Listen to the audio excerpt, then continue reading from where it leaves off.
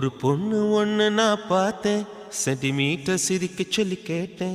அவ சிரிச்ச சிரிப்பில் 100 பேர் செத்து போயிட்டான்.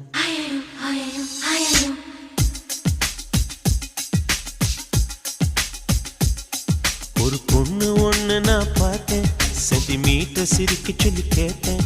அவ சிரிச்ச சிரிப்பில் 100 பேர் செத்து போயிட்டான்.